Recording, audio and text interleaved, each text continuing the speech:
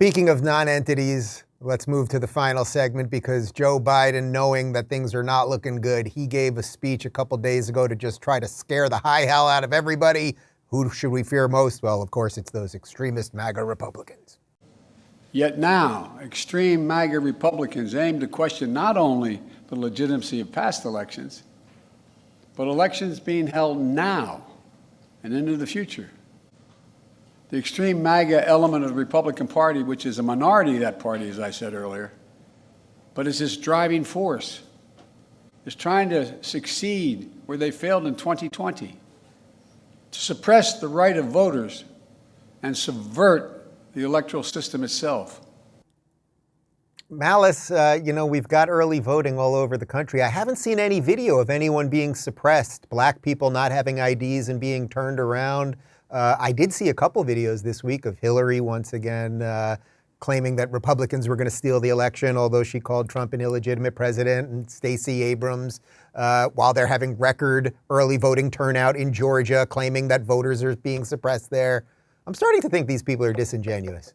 But it's kind of funny because in terms of campaign issues, vote for democracy seems to be a slogan that is not really going to rally turnout. And turnout is, of course, as everyone knows, what drives elections. It's not really the will of the voters. But frankly, if the argument is, as Biden said earlier, that voting for a Republican is voting against democracy, that's the best argument for Republicanism I've heard. Democracy is an obscenity, and the idea that my neighbor should have a say over my life is just absolutely insane. And I think we're going to be seeing that. I don't think they're crying wolf. I think we're going to be seeing in the next 10, 15 years, Republican-led states that are going to be tightening restrictions on ballot access. And I think that's a good thing because there's far too many people who have a say about things that they have no idea about and shouldn't be running their mouths about. And I say this ironically and not ironically. Well, okay, so here's another clip from that very same thing. It's a perfect segue. Thank you, Malice. Biden's already warning us that there might be election shenanigans just in 2 days from now. We know that more and more ballots are cast in early voting or by mail in America. We know that many states don't start counting those ballots till after the polls close on November 8th. That means in some cases we won't know the winner of the election for a few days until a few days after the election. It takes time to count all legitimate ballots in a legal and orderly manner. Ron, it seems pretty freaking obvious. Am I cynical or what? I mean, is he basically just saying, hey, a pipe is going to burst somewhere in Philadelphia on election night, and, what can we do about it? Okay, so let me tell you one thing about Philadelphia. You don't need a pipe to burst to cheat in Philadelphia. Cheating in Philadelphia is open and notorious. It's been going on for decades. Republicans have done nothing about it whatsoever.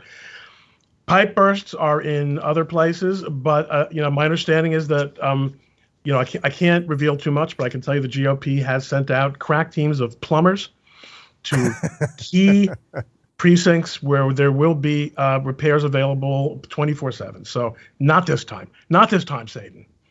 I mean, Viva, this concept, though, that, they're prepping people to just not expect election results on election night. It's gotten worse and worse over the last couple of years, but now they're just outright telling you, hey, we just got to figure out enough time to get the results we want.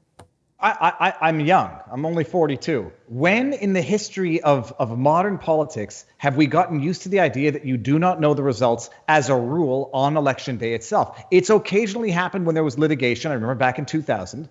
But now it's become the rule that you have your elections and then it takes you a few days, sometimes a week, to count the ballots. This is a devolution of technology, not an evolution. I don't know if that's the right word. But we're regressing. This is not progress.